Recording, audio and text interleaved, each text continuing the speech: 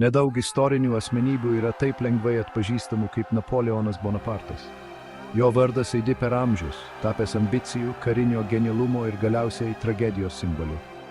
Gimęs Korsikos saloje, Napoleonas pakilo iš kuklios pradžios iki Prancūzijos imperatoriaus. Jo gyvenimo istorija tarsi jaudinantis romanas, kupinas užkariavimų, politinių intrigų ir galiausiai tokio pat dramatiško nuopuolio, koks buvo jo kilimas į valdžią.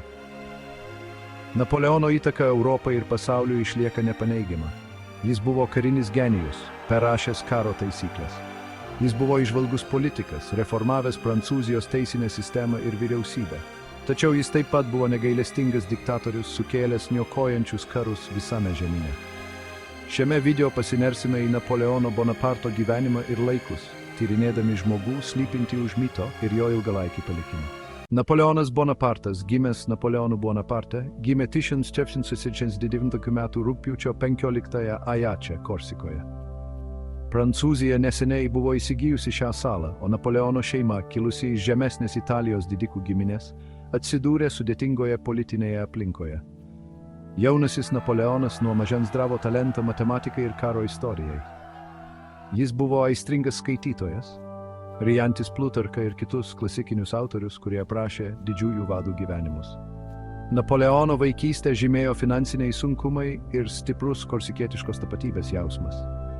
Jis dažnai konfliktuodavo su bendraamžiais, kurie jį laikė pašaliniu dėl stipraus korsikietiško akcento ir ūmaus būdo. Ši ankstyvoji patirtis įskiepijo jam gilias ambicijas ir norą įrodyti savo vertę. Būdamas 9, Napoleonas buvo išsiųstas į žemyninę Prancūziją tęsti mokslų karo akademijoje. Napoleono įžengimas į suaugusiųjų pasaulį sutapo su ypatingu laikotarpiu. Prancūzija išgyveno intensyvių politinių ir socialinių neramumų laikotarpį – Prancūzijos revoliucija. Monarchija žlugo ir prasidėjo nauja laisvės, lygybės ir brolybės era, nors ir chaotiška. Napoleonas, tuo metu jau patyręs artilerijos karininkas, sumaniai navigavo neramioje revoliucijos politinėje aplinkoje. Jis pasinaudojo galimybėmis kilti karjeros laiptais, išsiskirdamas mūšio lauke. Jo taktinis genialumas kampanijose Italijoje ir Egipte įtvirtino jo kaip karinio vunderkindo reputaciją.